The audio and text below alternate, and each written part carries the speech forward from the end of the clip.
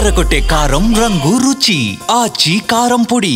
ఇక కరూర్ తొక్కిసలాట ఘటనపై విచారణ స్పీడప్ అయింది. 41 మంది చనిపోవడానికి బాధ్యులెవరు, ఈ మరణాలకి శిక్ష అనుభవించాల్సింది ఎవరు, తొక్కిసలాటకి అసలు కారణం ఏంటి అన్న దానిపై విచారణ జరుగుతోంది. ఈ క్రమంలో అరెస్టుల పర్వం కొనసాగుతోంది.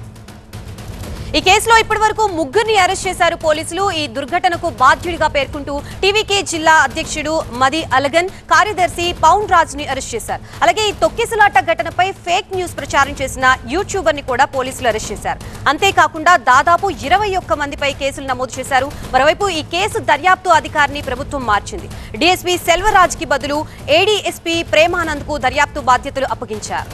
తొక్కిసలాట జరిగిన రోజు కరూర్ నగర పోలీస్ స్టేషన్ లో టీవీకే ప్రధాన కార్యదర్శి బుస్సి ఆనంద్, మరో నేత నిర్మల్ కుమార్ తో పాటు మది అల్గన్ పై కేసు నమోదు చేశారు. ఘటన తర్వాత మది పరారీలో ఉండగా సోమవారం రాత్రి అతన్ని పోలీసులు అరెస్ట్ చేశారు.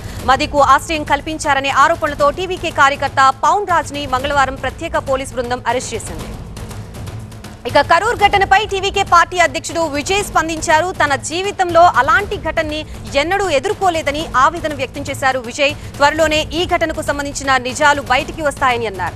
చనిపోయిన వారి కుటుంబాల్ని త్వరలోనే కలుస్తానని వెల్లడించారు. తమ వైపు ఎలాంటి తప్పు లేకపోయినా ఎఫ్ఐఆర్ నమోదు చేశారని వ్యాఖ్యానించారు. అలాగే సీఎం ఎంకే స్టాలిన్ ని ఉద్దేశించి కీలక వ్యాఖ్యలు చేశారు. ఒకవేళ ముఖ్యమంత్రి ప్రతీకారం తీర్చుకోవాలని చూస్తే తాను అరెస్ట్ అవ్వడానికి సిద్ధంగా ఉన్నానన్నారు విజయ్.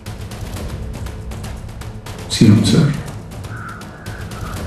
உங்களுக்கு ஏதாவது இந்த பழி வாங்கணும் அப்படின்ற எண்ணம் ஏதாவது இருந்துச்சுன்னா என்ன வேணாலும் பண்ணுங்க. அவங்க மேலே கை வைக்காது. நான் ஒன்று வீட்டில் இருப்பேன், இல்லை நான் ஆஃபீஸில் இருப்பேன். என்ன வேணாலும் செய்யுங்க. நண்பர்களே, தோழர்களே, நம்மளோட அரசியல் பயணம் இன்னும் ஸ்ட்ராங்காக, இன்னும் தைரியத்தோட కంటిన్యూ ఆகும்.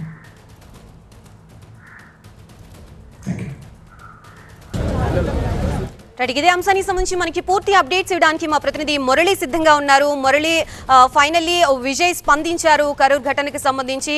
ఇటు కరూర్ ఘటనకి సంబంధించి బాధితుల్ని పరామర్శించే అవకాశం ఉందా? దీనికి గవర్నమెంట్ పర్మిషన్ ఇచ్చే స్కోప్ ఉందా?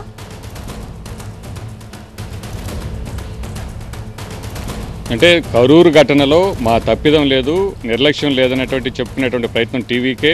ఎక్కడా కూడా దీంట్లో భద్రతా లోపాలు కానీ ఏవీ లేవని చెప్పుకునేటువంటి ప్రయత్నంలో ఎక్కడా కూడా నింద మాపై పడేటువంటి అవకాశం లేకుండా డిఎంకే ఎప్పటికప్పుడు ప్రజలకు జరిగినటువంటి ఘటనకు సంబంధించినటువంటి వివరాలను వివరిస్తూ ఎవరికి వారే వ్యూహాత్మకంగా ముందుకు వెళుతున్నటువంటి పరిస్థితి మనం తమిళనాడులో చూస్తున్నాం.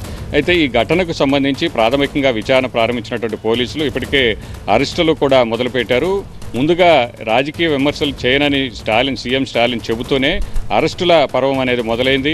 సో మొత్తం విచారణ కమిషన్ నివేదిక వచ్చిన తర్వాత పూర్తి స్థాయి చర్యలు ఉంటాయని చెబుతున్నటువంటి స్టాలిన్ ఇప్పటికే పోలీసులు అరెస్టుల పర్వం అనేది మొదలుపెట్టారు. అక్కడ స్థానికంగా ఉన్నటువంటి జిల్లా నేతలు కావచ్చు, అలాగే ఈ కేసులో కీలకంగా అక్కడ బుస్సి ఆనంద్ అంటే పార్టీ ప్రధాన కార్యదర్శి, పార్టీలో విజయ్ తర్వాత కీలకంగా వ్యవహరిస్తున్నటువంటి బుస్సి ఆనంద్ పై కూడా 5 సెక్షన్లలో కేసు నమోదు చేశారు. బుస్సి ఆనంద్ అరెస్ట్ కూడా ఉంటుందని పోలీసు వర్గాలు చెబుతున్నాయి. ఇక విజయ్ మీడియా ముందుకి అంటే వీడియో విడుదల చేసిన తర్వాత తొలిసారిగా ఘటన జరిగిన తర్వాత మరుసటి రోజు కేవలం ప్రకటన మాత్రమే విడుదల చేశారు. సో తొలిసారిగా నోరు విప్పి ఆయన మాట్లాడుతూ ఎప్పుడు కూడా ఇలాంటి ఘటన నా జీవితంలో చూడలేదు, కానీ కావాలనే నాపై కక్షతో పార్టీ నేతలను ఇబ్బంది పెడుతున్నటువంటి వ్యాఖ్యలు చేస్తూ ఒకవేళ అరెస్టు తప్పదని అనుకుంటే నేను అరెస్టుకు సిద్ధంగానే ఉన్నానని చెప్పినటువంటి పరిస్థితిని కూడా చూసాం. ఇక మరోవైపు కాంగ్రెస్ నేతలు అలాగే బీజేపీ నేతలు కూడా ఘటనా స్థలాన్ని పరిశీలించారు. 2 జాతీయ పార్టీలు కూడా జాతీయ స్థాయిలో కమిటీలను ఏర్పాటు చేశాయి. హేమామాలిని నేతృత్వంలో ఒక కమిటీని ఏర్పాటు చేశారు. అక్కడ 8 మంది ఎంపీలు అలాగే బీజేపీ నేతల బృందం అనేది వాళ్ళు అక్కడ పర్యటించింది.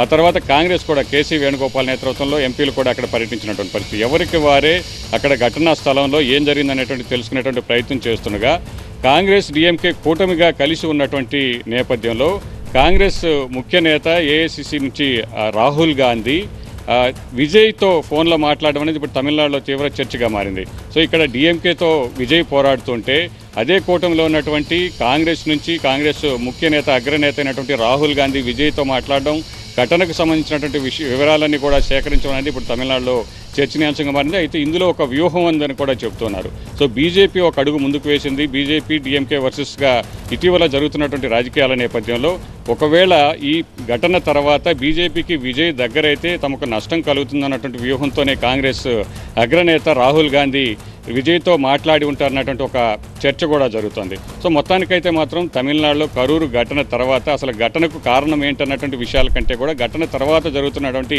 రాజకీయ వ్యూహాలు ఎవరికి వారే చేస్తున్నటువంటి ప్రయత్నాలు మాత్రం ఇప్పుడు ఆసక్తికరంగా మారాయి. Thank you Murali.